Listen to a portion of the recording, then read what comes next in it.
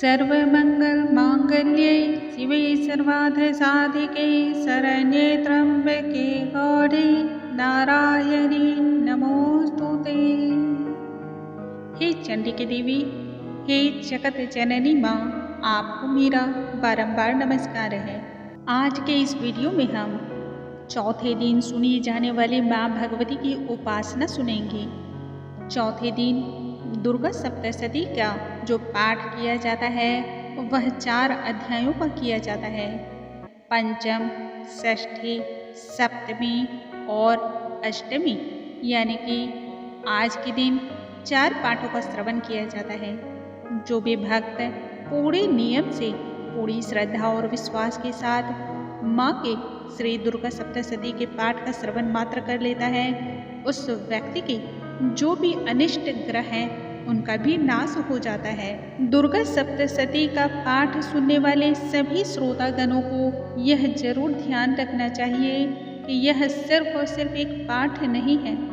इसमें इतने चमत्कारिक रहस्य छिपे हैं, इतने गूढ़ मंत्र छिपे हैं जिसके बारे में समझना अत्यंत ही दुर्लभ है। भले ही थोड़ी देर के लिए हम मंत्रों के गूढ़ रहस्य को ना समझ सकें, परंतु माँ की कृपा तो प्राप्त कर ही सकते हैं। और जिसके ऊपर माँ भगवती की कृपा प्राप्त होती है उनके जीवन से सभी प्रकार की मुसीबतें दूर हो जाती हैं। आइए हम पाठ आरंभ करते हैं। सर्वप्रथम हम भगवान श्री गणेश का ध्यान कर लेंगे और उसके बाद माँ भगवती का स्मरण करते हुए पाठ आरंभ करेंगे।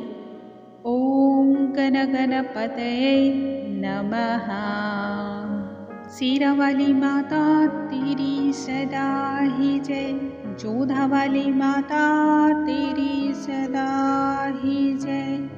ऊंचे ऊंचे पर्वतों पे रहने वाली मैया तेरी सदा ही जय। 5वें अध्याय में देवताओं द्वारा देवी की स्तुति की गई है। इस पाठ में चंड मुंड के मुख से अंबिका के रूप की प्रशंसा सुनकर शुंभ का उनके पास दूध भेजना और दूध का खाली हाथ वापस आ जाना, यह वर्णन किया गया है। महर्षि मेधा ने कहा, पूर्वकाल में शुंभ निशुंभ नामक असुरों ने अपने बल के मद से इंद्र का त्रिलोकी राज्य और यज्ञों के भाग छीन लिए। अपने अधिकार में करने के बाद वह दोनों इसी प्रकार सूर्य, चंद्रमा, धर्मराज और वरुण के अधिकार भी छीनकर स्वयं ही इसका उपभोग भी करने लगे। वायु और अग्नि का कार्य भी वही करने लगे और इसके पश्चात उन्होंने जिन देवताओं का भी अधिकार छीना था उन्हें अपने अपने स्थान से उन्होंने निकाल दिया। इस तरह अपने अधिकार से वंचित होने के बाद तथा दैत्यों द्वारा निकाले हुए देवता अब पराजिता देवी का स्मरण करने लगे और देवी को ध्यान में कर वह कहने लगे, हे देवी, आपने हम सभी को वर दिया था कि मैं तुम्हारी संपूर्ण विपत्तियों को नष्ट करूंगी और सदैव रक्षा करूंगी। मन में ऐसा विचार करके सभी देवता हिमालय पर गए और वहां भगवती विष्णु महामाया की स्तुति करने लगे।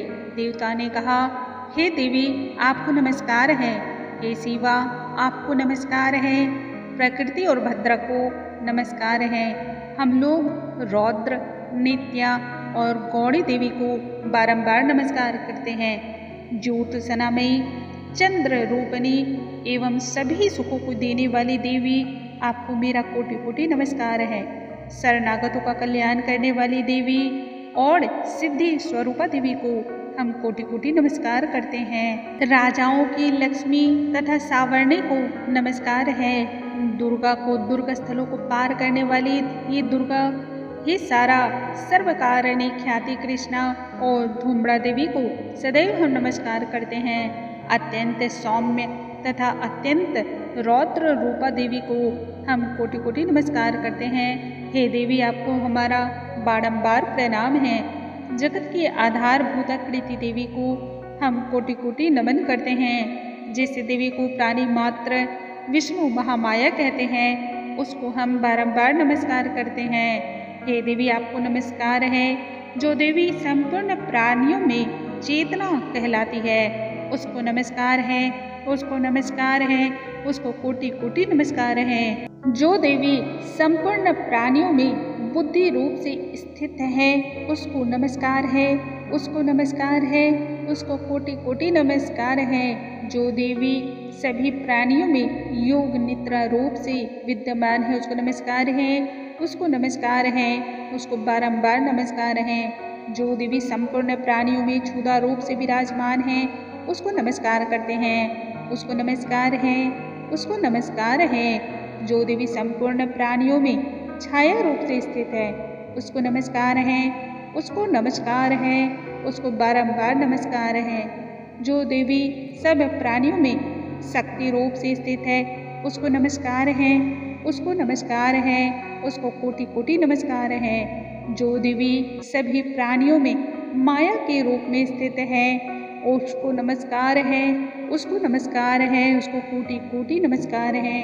जो देवी संपूर्ण प्राणियों में तृष्णा रूप से स्थित है, उसको नमस्कार है, उसको नमस्कार है, उसको नमस्कार है। जो देवी सभी प्राणियों में शांति रूप से स्थित है, उसको नमस्कार है, उसको नमस्कार है, उसको कोटि कोटि नमस्कार है। जो देवी सब प्राणियों में जाति रूप से स्थित है, उसको नमस्कार है, उसको नमस्कार है, उसको कोटि कोटि नमस्कार है। जो देवी संपूर्ण प्राणियों में श्रद्धा रूप से स्थित है, उसको नमस्कार है, उसको नमस्कार है, उसको कोटि कोटि नमस्कार है। जो देवी सभी प्राणियों में लक्ष्मी रूप से स्थित है, उसको नमस्कार है, उसको नमस्कार है, उसको कोटि कोटि नमस्कार है। जो देवी सब प्राणियों में लज्जा रूप से स्थित है, उसको नमस्कार है, उसको नमस्कार है, उसको कोटि कोटि नमस्कार है। जो देवी संपूर्ण प्राणियों में कांति रूप से स्थित है, उस देवी को हम सभी नमस्कार करते हैं, उसको नमस्कार है,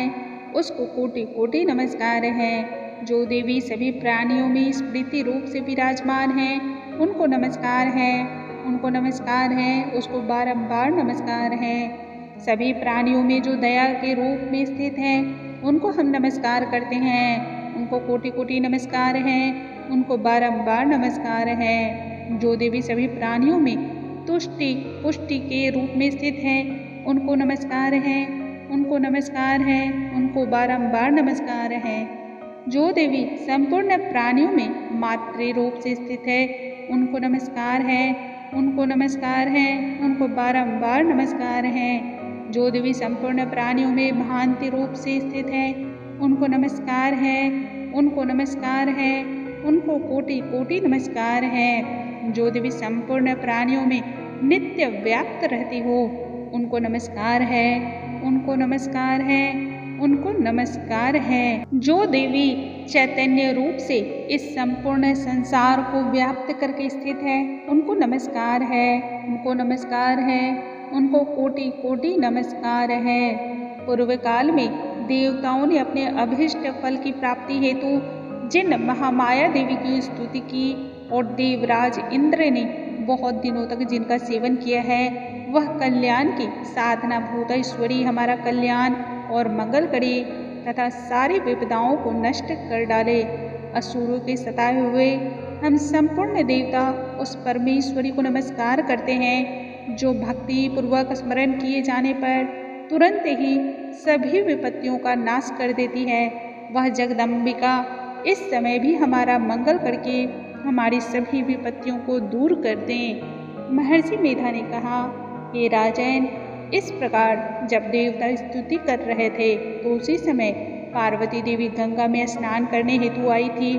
तब उनके शरीर से प्रकट होकर शिवा देवी बोली, शुंभ दैत्य के द्वारा स्वर्ग से निकले हुए और निशुंभ से हारे हुए यह देवता मेरी ही स्तुति कर रहे हैं, मेरा ही गान गा रहे हैं। देवी पार्वती के शरीर से चूंकि उस देवी का निर्माण हुआ था, इसलिए वह संपूर्ण लोक में कौशिकी के नाम से प्रसिद्ध हुई।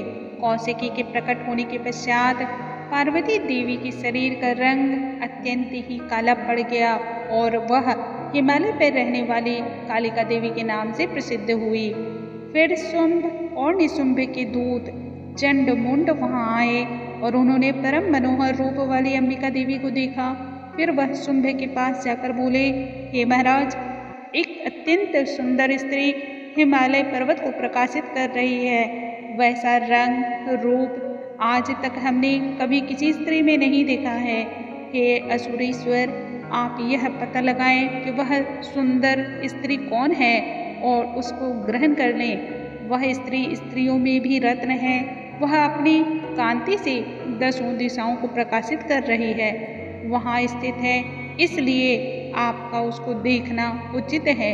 हे प्रभु, तीनों लोकों के हाथी, घोड़े और मणि इत्यादि जितने भी अमूल्य रत्न हैं, वह सब इस समय आपके यहाँ शोभायमान हैं। हाथियों के रूप में ऐरावत हाथी और उच्चैःश्रवा नामक घोड़ा जो आप इंद्र से ले आए हैं, हंसों द्वारा जुता हुआ विमान जो कि ब्रह्मा जी के पास था, वह अब आपके पास है। और यह महापद्म नामक खजाना भी आपने कुबेर से छीन लिया है। समुद्र ने आपको सदा खिले हुए फूलों की किंजलकिनी नामक माला दी है। वरुण का कंचन की वर्षा करने वाला छत्र भी आपके पास है। रथों में श्रेष्ठ प्रजापति का रथ भी आपके पास है। अतः हे राजन, मृत्यु से उत्क्रांति का नामक शक्ति भी आपने छीन ली है और वरुण का पास भी आपके भ्राता निशुंभ के अधिकार में है। जो अग्नि में न जल सके ऐसे 2 वस्त्र भी अग्निदेव ने आपको प्रदान किए हैं। हे दैत्यराज, इस प्रकार सारे बहुमूल्य वस्तुएं आप संग्रह कर चुके हैं, तो फिर यह कल्याणकारी स्त्रियों में रत्न स्वरूपा अनुपम स्त्री आप क्यों नहीं ग्रहण करते? महर्षि मेधा बोले। चंड मुंड का यह वचन सुनकर शुंभ ने विचारा कि सुग्रीव को अपना दूत बनाकर वह देवी के पास भेजें। प्रथम उसको यह अच्छी तरह से समझा दिया और कहा, वहाँ जाकर तुम उसको अच्छी तरह से समझाना और कोई ऐसा उपाय करना जिससे वह प्रसन्न होकर तुरंत मेरे पास चली आए। भली प्रकार से समझा बुझाकर उससे कहना। दूत सुग्रीव पर्वत के उस रमणीय भाग में जा पहुँचा जहाँ वह अद्वितीय देवी विराजमान थी। दूत ने कहा, हे देवी, दैत्यों का राजा शुंभ जो इस समय तीनों लोकों का स्वामी है, मैं उसका दूत हूँ और यहाँ तुम्हारे समक्ष आया हूँ। संपूर्ण देवता उसकी आज्ञा एक स्वर से मानते हैं, अतः अब जो कुछ उसने कहला भेजा है मैं यथावत तुमसे कहता हूँ, वह सुनो। उसने कहा, इस समय संपूर्ण त्रिलोकी मेरे वश में है और संपूर्ण यज्ञों के भाग को पृथक पृथक मैं ही लेता हूँ और तीनों लोकों में जितने श्रेष्ठ रत्न हैं वह सब मेरे पास हैं। देवराज इंद्र का वाहन ऐरावत मेरे पास है और जो मैंने छीन लिया है उच्चैःश्रवा नामक घोड़ा जो क्षीर सागर मंथन करने से प्रकट हुआ था, उसे भी देवताओं ने मुझे ही समर्पित कर दिया है। हे सुंदरी, इनके अतिरिक्त और भी जो रत्न भूषण पदार्थ देवताओं के पास थे वह सभी मेरे पास हैं। हे देवी, मैं तुम्हें संसार की स्त्रियों में रत्न मानता हूँ क्योंकि रत्नों का उपभोग करने वाला मैं ही हूँ। हे चंचल कटाओं वाली सुंदरी, अब यह मैं तुम पर छोड़ता हूँ कि तुम मेरे या मेरे भाई महापराक्रमी निशुंभ की सेवा में आ जाए। यदि तू मेरा वरण करेगी तो तुझे अतुल्य महान ऐश्वर्य की प्राप्ति होगी। अतः तुम अपनी बुद्धि से यह स्वयं ही विचार कर लो और मेरे पास चली आओ। महर्षि मेधा ने कहा, दूत के ऐसा कहने पर संपूर्ण जगत का कल्याण करने वाली भगवती दुर्गा माँ मन ही मन मंद मुस्काई और इस प्रकार कहने लगी। देवी ने कहा, हे दूत, तू जो कुछ कह रहा है वह बिल्कुल सत्य है और इसमें किंचित मात्र का भी झूठ नहीं है। शुंभ इस समय तीनों लोकों का स्वामी है और निशुंभ भी उसी की तरह ही पराक्रमी है, किंतु इसके संबंध में मैं जो प्रतिज्ञा कर चुकी हूँ उसे मैं कैसे झुठला सकती हूँ। अतः तुम मैंने जो प्रतिज्ञा की है उसे सुन और जाकर वहाँ जरूर बताना। जो मुझे युद्ध में जीत लेगा और मेरे अभिमान को खंडित करेगा तथा बल में मेरे समान होगा वही मेरा स्वामी होगा। इसलिए शुंभ अथवा निशुंभ यहाँ स्वयं आवे और युद्ध में जीत कर मुझसे विवाह करे। इसमें भला देर किस बात की है? दूत ने कहा, हे देवी, तुम अभिमान में भी भरी हुई हो, मेरे सामने तुम ऐसी बातें बिल्कुल ना करो। इस त्रिलोकी में मुझे तो ऐसा कोई दिखलाई नहीं देता जो कि शुंभ और निशुंभ के सामने ठहर सके।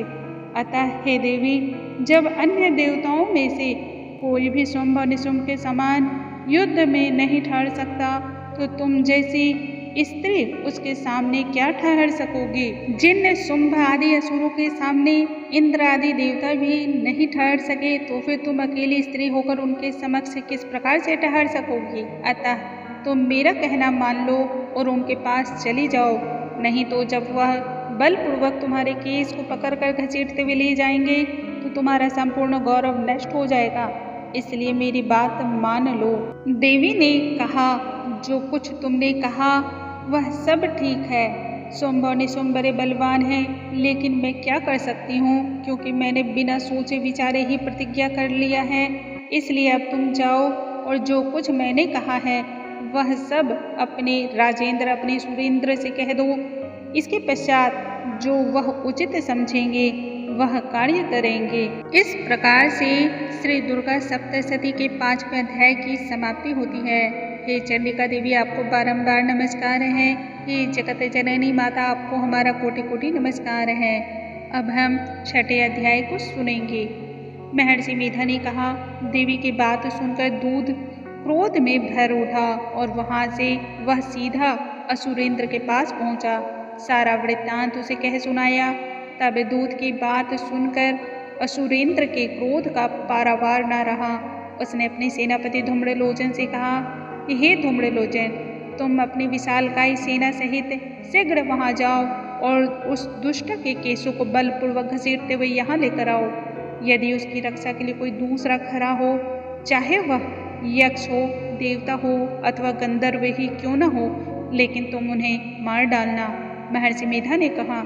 शुंभ के इस प्रकार आज्ञा देने पर धूम्रलोचन 60,000 राक्षसों की सेना साथ लेकर वहां जा पहुंचा और देवी को देखकर ललकार कर कहने लगा, अरे तू अभी शुंभ और निशुंभ के पास चल। यदि तू प्रेम पूर्वक मेरे साथ चलेगी तब तो सब ठीक रहेगा, और यदि बलपूर्वक मुझे ले जाना होगा तब ऐसी दशा हो जाएगी कि मैं कुछ भी नहीं कर सकता। इस पर देवी बोली, असुरेंद्र का भेजा हुआ तेरे जैसा बलवान यदि बलपूर्वक मुझे ले जाएगा तो ऐसी दशा में मैं तुम्हारा कर भी क्या सकती हूँ। तब महर्षि मेधा ने कहा। ऐसा कहने पर धूम्रलोचन उसकी ओर लपका, किंतु देवी ने उसे अपने हुंकार से ही भस्म कर डाला। यह देखकर असुर सेना क्रुद्ध होकर देवी की ओर दौड़ी, परंतु अंबिका ने उन पर तीखे बाणों, शक्तियों तथा फर्शों की वर्षा आरंभ कर दी।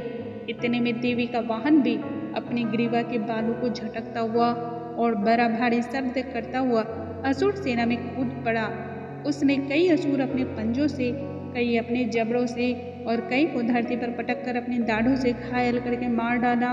उसने कई असुरों को अपने नख से पेट फाड़ डाले और कई असुरों का तो केवल थप्पड़ मार कर ही सिर धड़ से अलग कर दिया। कई असुरों की भुजाएं और सिर तोड़ डाले और गर्दन के बालों को हिलाता हुआ उसने कई असुरों को पकड़कर उसके पेट फाड़ कर उसका रक्त पी डाला। इस प्रकार देवी के उस महाबलवान सिंह ने क्षण भर में ही सारी असुर सेना को समाप्त कर दिया। जब शुंभ ने यह समाचार सुना कि देवी ने धूम्रलोचन असुर को मार डाला है और उसके सिंह ने सारी सेना का संहार कर डाला, तब उसको अत्यधिक क्रोध हो आया और मारे क्रोध के होठ फरकने लगे। उसने चंड तथा मुंड नामक महासुरों को आज्ञा दी, हे चंड, हे मुंड, तुम अपने साथ एक विशालकाय सेना लेकर वहां जाओ और उस देवी के बाल पकड़कर उसे बलपूर्वक बांधकर तुरंत यहाँ ले आओ। यदि उसको यहाँ लाने में किसी भी प्रकार का संदेह हो तो अपनी सेना सहित उसको लड़ते हुए मार डालो, और जब वह दुष्टा और उसका सिंह दोनों मारे जावे तब उसको बांधकर यहाँ ले आना। इस प्रकार से देवी महात्म्य की श्री दुर्गा सप्तशती का 6ठा अध्याय संपूर्ण होता है। बोलो दुर्गा महारानी की जय, विंध्यवासिनी की जय। हे माता रानी, जगत का आप कल्याण करने वाली हो, आपका जय जयकार करते हैं। अब हम 7वें अध्याय को सुनेंगे और 7वें अध्याय में देवी के उस रूप के बारे में जानेंगे जिसको श्रवण करने मात्र से ही सभी कष्टों का हरण हो जाता है। महर्षि मेधा ने कहा, दैत्यराज की आज्ञा पाकर चंड और मुंड चतुरंगिनी सेना को साथ लेकर हाथों में अनेक प्रकार के अस्त्र शस्त्र उठाए हुए देवी से लड़ने के लिए तत्पर होकर चल पड़ा। हिमालय पर्वत पर पहुंचकर उन्होंने मुस्कुराती हुई देवी को देखा, जो कि सिंह पर आरूढ़ थी। जब असुर उसको पकड़ने हेतु तलवारें निकालकर उसकी ओर बढ़े, तब अंबिका को उन पर बहुत अधिक क्रोध हो आया और मारे क्रोध के उनका मुख काला पड़ गया। उनकी भ्रिकुटी चढ़ गई और उनके ललाट में से अत्यंत भयंकर तथा अत्यंत विस्तृत मुख वाली लाल आंखों वाली काली प्रकट हुई, जो कि अपने हाथों में तलवार और पास लिए हुए थी। वह विचित्र खड्ग धारण किए हुई थी तथा चीते के चमड़े की साड़ी एवं नरमुंडों की माला पहन रखी थी। उसने उनका मांस सूखा हुआ था और शरीर केवल हड्डियों का ढांचा मात्र था, जो भयंकर शब्द से दिशाओं को पूर्ण कर रही थी। वह असुर सेना पर टूट पड़ी और दैत्यों का भक्षण करने लगी। वह पार्श्व राक्षसों, अंकुशधारी महावतों, हाथियों पर सवार योद्धाओं और घंटा सहित हाथियों को एक हाथ से पकड़कर अपने मुंह में डाल रही थी। इसी प्रकार वह घोड़े, रथों, सारथियों और रथ में बैठे हुए सैनिकों को मुंह में डालकर भयानक रूप से उसे चबा रही थी। किसी के केस पकड़कर, किसी को पैरों से दबाकर और किसी दैत्य को छाती से मसलकर मार रही थी।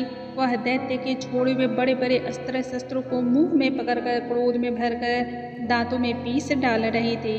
उसने बड़े बड़े असुरों को क्षण भर में ही नष्ट कर डाला, कितनों को ही रौंद डाला, कितनों को मार डाला और कितनों को उसने तलवार की ढाल से मार गिराया, कितनों को अपने दांतों से ही समाप्त कर दिया। इस प्रकार देवी ने क्षण भर में ही संपूर्ण दैत्य की सेना का विनाश कर दिया। यह देखकर महापराक्रमी चंड काली देवी की ओर लपका और मुंड ने भी देवी पर अपने भयानक बाणों की वर्षा आरंभ कर दी और अपने हजारों चक्र उन पर छोड़े।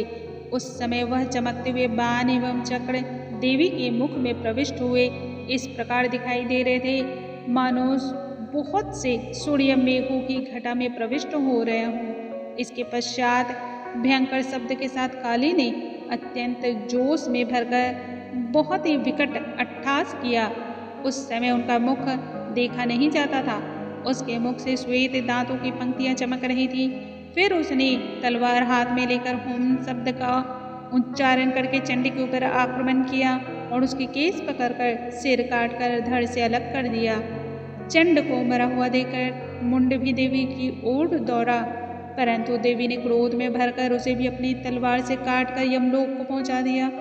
चंड और मुंड को मरा हुआ देखकर उसकी बाकी बची हुई जितनी भी सेना थी वहां से भाग खड़ी हुई। इसके पश्चात काली ने चंड और मुंड के कटे हुए सरों को लेकर चंडिका के पास गई और प्रचंड अट्टहास के साथ कहने लगी, हे देवी, चंड और मुंड दो महादैत्यों को मारकर मैंने तुम्हें भेंट कर दिया है।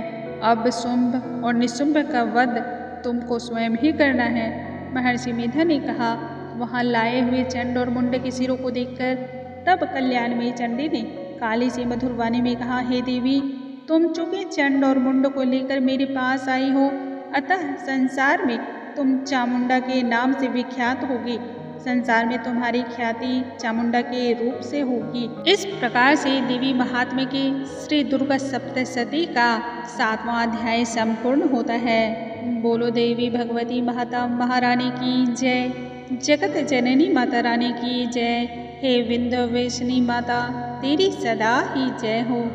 अब हम 8वें अध्याय का श्रवण करेंगे। महर्षि मेधा ने कहा, चंड और मुंड नामक असुरों के मारे जाने से और बहुत सी सेना के नष्ट हो जाने से असुरों के राजा प्रतापी शुंभ ने क्रोध में युक्त होकर अपनी संपूर्ण सेना को युद्ध के लिए तैयार होने की आज्ञा दी। उसने कहा, अब उदायुद्ध नामक 86 असुर सेनापति अपनी सेनाओं के साथ युद्ध के लिए कूच कर जाएं और कंबु नामक 84 सेनापति भी युद्ध के लिए जाएं। इसके साथ ही कोटि वीर्य नामक 50 सेनापति और धौम्रकुल नाम के 100 सेनापति प्रस्थान करें। कालक, दोहर्द, मौर्य और कालकई यह दैत्य भी मेरी आज्ञा से सचकर युद्ध के लिए कूच करी। भयानक शासन करने वाला असुरों का स्वामी शुंभ इस प्रकार आज्ञा देकर बहुत सारी बड़ी सेना लेकर युद्ध के लिए चल पड़ा। उसकी सेना को अपनी ओर आता देखकर चंडिका ने अपनी धनुष की टंकार से पृथ्वी और आकाश के बीच का भाग बुझा दिया। हे राजन, इसके पश्चात देवी के सिंह ने दहाड़ना आरंभ कर दिया और अंबिका के घंटों के शब्द ने उस ध्वनि को और भी अत्यधिक बढ़ा दिया। धनुष की टंकार, सिर की दहाड़ और घंटे के शब्द से पृथ्वी और आकाश के बीच का भाग गूंज उठा, मानो पृथ्वी फट जाएगी और आकाश में टुकड़े टुकड़े हो जाएंगे। इसके बाद ही देवी ने अपने मुख को और भी भयानक बना दिया। ऐसे भयंकर शब्द को सुनकर राक्षसी सेना ने देवी तथा सिंह को चारों ओर से घेर लिया। हे राजन, उस समय दैत्यों के नाश के लिए और देवताओं के हित के लिए ब्रह्मा, शिव, कार्तिकेय, विष्णु तथा इंद्र आदि सभी देवों की जो शक्तियाँ जो अत्यंत पराक्रम और बल से संपन्न थी, उनके शरीर से निकलकर उसी रूप में चंडिका देवी के पास आ गई। जिस देवता का जैसा रूप था, जैसे आभूषण थे और जैसा वाहन था, वैसा ही रूप, आभूषण और वाहन लेकर उन देवताओं की शक्तियाँ दैत्यों से युद्ध करने के लिए आ गई। हंस युक्त विमान में बैठकर और रुद्राक्ष की माला तथा कमंडलू धारण करके ब्रह्मा जी की शक्ति आई। वृषभ पर सवार होकर हाथ में त्रिशूल लेकर, महानाग का कंगन पहनकर और चंद्र रेखा से विभूषित होकर भगवान शंकर की शक्ति माहेश्वरी आई। मोर पर आरूढ़ होकर हाथ में शक्ति लिए दैत्यों से युद्ध करने के लिए कार्तिकेय जी की शक्ति उन्हीं का रूप धारण करके आई। भगवान विष्णु की शक्ति गरुड़ पर सवार होकर शंख, चक्र, गदा, धनुष तथा खड्ग हाथ में लिए हुए आ खड़ी हुई। श्री हरि की शक्ति वाराही वाराह का शरीर धारण करके आई और नृसिंह के समान शरीर धारण करके उनकी शक्ति नारसिंही भी आई। उसकी गर्दन के झटकों से आकाश के तारे मानो टूट पड़ते थे और उसी प्रकार देवराज इंद्र की शक्ति इंद्र भी ऐरावत के ऊपर सवार होकर चली आई। पश्चात इन सभी के देव शक्तियों से घिरे हुए भगवान शंकर ने चंडिका से कहा, मेरी प्रसन्नता के लिए तुम शीघ्रहीन असुरों को मार डालो। इसके पश्चात देवी के शरीर में से अत्यंत उग्र रूप वाली और सैकड़ों गिदड़ियों के समान आवाज करने वाली चंडिका देवी की शक्ति प्रकट हुई। उस अपराजिता देवी ने धूमिल जटा वाले भगवान शिव से कहा, हे प्रभु, आप मेरी ओर से दूत बनकर शुंभ और निशुंभ के पास जाएं और उन अत्यंत गर्विले दैत्यों से मेरा संदेश कहें तथा उनके अतिरिक्त और जो भी दैत्य वहाँ युद्ध के लिए उपस्थित हो उनसे भी कहिएगा, जो तुम्हें अपने जीवित रहने की इच्छा हो तो त्रिलोकी का राज्य इंद्र को दे दो। देवताओं को उनका यज्ञ भाग मिलना आरंभ हो जाए और तुम पाताल को वापस जाओ। किंतु यदि बल के गर्व से तुम्हारी इच्छा लड़ने की हो तो फिर तुम आओ। तुम्हारे मांस से मेरी योगिनियाँ तृप्त होंगी। चूँकि उस देवी ने भगवान शंकर को दूत के कार्य में नियुक्त किया था, इसलिए वह संपूर्ण जगत में शिवदूती के नाम से विख्यात हुई। भगवान शंकर से देवी का संदेश पाकर उन दैत्यों के क्रोध का कोई आर पार न रहा और वह जिस स्थान पर देवी विराजमान थी वहां जा पहुँचे और जाने के साथ ही उस पर बाणों और शक्तियों की वर्षा करने लगे। देवी ने उनके फेंके हुए बाणों को, शक्तियों, त्रिशूल और फरसों को अपने बाणों से काट डाला और कालिका देवी उस शक्ति के साथ आगे खड़ी हुई होकर त्रिशूल से शत्रुओं को विदीर्ण करने लगी और खड्वांग से कुचलने लगी। ब्राह्मणी जिस तरफ दौड़ती उसी तरफ अपने कमंडलों का जल छिड़क कर दैत्यों के वीर्य और बल को क्षण भर में ही नष्ट कर देती थी। इसी प्रकार माहेश्वरी त्रिशूल से, वैष्णवी चक्र से और अत्यंत कोप वाली कौमारी शक्ति द्वारा असुरों को मार रही थी और इंद्र के बाजू के प्रहार से सैकड़ों दैत्य रक्त की नदियां बहाते हुए पृथ्वी पर सो गए। वाराही ने कितने ही राक्षसों को अपनी थूथन की मार से मृत्यु के घाट उतार दिया। दाढ़ों के अग्रभाग से कितने ही राक्षसों की छाती को चीर डाला और चक्र की चोट से कितनों को ही विदीर्ण करके धरती पर सुला दिया। बड़े बड़े राक्षसों को नारसिंही अपने नखों से विदीर्ण करके भक्षण कर रही थी और सिंहनाद से चारों दिशाओं को गुंजाते हुए रणभूमि में विचरण कर रही थी। शिवदूती के प्रचंड अट्टहास से कितने ही दैत्य भयभीत होकर पृथ्वी पर गिर पड़े और उनके गिरते ही उनको भक्षण कर गई। इस तरह क्रोध में भरे हुए मातृगणों द्वारा नाना प्रकार के उपायों से बड़े बड़े असुरों को मरते हुए देखकर राक्षसी सेना भाग खड़ी हुई और उनको इस प्रकार भागता देखकर रक्तबीज नामक महापराक्रमी राक्षस क्रोध में भरकर युद्ध के लिए आगे की ओर बढ़ा। उसके शरीर से रक्त की बूंदें पृथ्वी पर जैसे ही गिरती थी, ठीक तुरंत उसी समय वैसे ही शरीर वाला तथा वैसे ही बलवान दैत्य पृथ्वी से उत्पन्न हो जाता था। रक्त बीज गदा हाथ में लेकर इंद्र के साथ युद्ध करने लगा। जब इंद्र शक्ति ने अपने वज्र से उसको मारा तो घायल होने के कारण उसके शरीर से बहुत सारा रक्त बहने लगा और उसकी प्रत्येक बूंद से उसके समान ही बलवान तथा महापराक्रमी अनेक दैत्य भयंकर रूप से प्रकट हो गए। वह सब के सब दैत्य बीज के समान ही बलवान तेज वाले थे। वह भी भयंकर अस्त्र शस्त्र लेकर देवियों के साथ लड़ने लगे। जब इंद्र के वज्र प्रहार से उसके मस्तक पर चोट लगी और रक्त की धारा बहने लगी तो उनमें से हजारों की संख्या में पुरुष उत्पन्न हो गए। वैष्णवी ने चक्र से और इंद्र ने गदा से रक्त बीज को चोट पहुंचाई और वैष्णवी के चक्र से घायल होने पर उसके शरीर से जो रक्त की धारा बही उससे हजारों महासुर उत्पन्न हुई, जिसके द्वारा यह संपूर्ण जगत व्याप्त हो गया। कौमारी ने शक्ति से, वाराही ने खड्ग से और माहेश्वरी ने त्रिशूल से उसको घायल कर दिया। इस प्रकार क्रोध में भरकर उस महादैत्य ने सब मातृ शक्तियों पर पृथक पृथक तरीके से गदा से प्रहार किया और माताओं ने शक्ति तथा शूल इत्यादि से उसको बार बार घायल किया। इससे सैकड़ों महादैत्य उत्पन्न हुए। इस प्रकार उस रक्त बीज के रुधिर से उत्पन्न हुए असुरों से संपूर्ण जगत व्याप्त हो गया, जिससे देवताओं को भय हो गया। देवताओं को भयभीत देखकर चंडिका ने काली जी का, हे चामुंडी, अपने मुख को और भी ज्यादा विस्तृत करो और मेरे शस्त्राघात से उत्पन्न हुए रक्त बिंदुओं तथा रक्त बिंदुओं से उत्पन्न हुए महाअसुरों को तुम अपने इस मुख से भक्षण करती जाओ। इस प्रकार रक्त बिंदुओं से उत्पन्न हुए महादैत्यों को भक्षण करती हुई तुम रणभूमि में विचरण करो। इस प्रकार रक्त छिन्न होने से यह दैत्य नष्ट हो जाएगा और तुम्हारे भक्षण करने के कारण अन्य दैत्य भी नहीं होंगे। काली से इस प्रकार कहकर चंडिका देवी ने रक्त बीज पर अपने त्रिशूल से प्रहार किया और काली देवी ने अपने मुख में उसका रक्त ले लिया। तब उसने गदा से चंडिका पर प्रहार किया। प्रहार से चंडिका को तनिक भी कष्ट नहीं हुआ, किंतु रक्त बीज के शरीर से बहुत सारा रक्त बहने लगा, लेकिन उसके मुख में गिरने के साथ ही काली ने उसको अपने मुख में ले लिया। काली के मुख में उस रक्त से जो असुर उत्पन्न हुए उनको उसने भक्षण कर लिया और रक्त को तदंतर पीती चली गई। तदंतर देवी ने रक्त बीज को, जिसका कि खून काली ने पिया था, चंडिका ने उस दैत्य को वज्र, बाण, खड्ग तथा रिष्टि इत्यादि से मार डाला।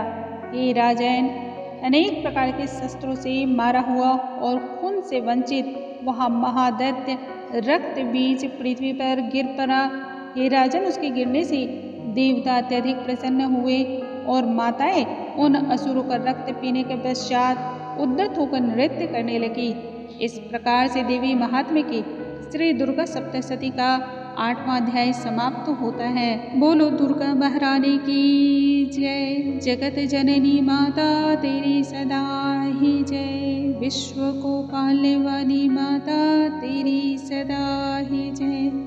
ऊंचे ऊंचे पर्वतों पे रहने वाले माता तेरी सदा ही जय। दोस्तों, अगली वीडियो में हम फिर से मिलेंगे दुर्गा सप्तशती के आगे के अध्याय को लेकर के।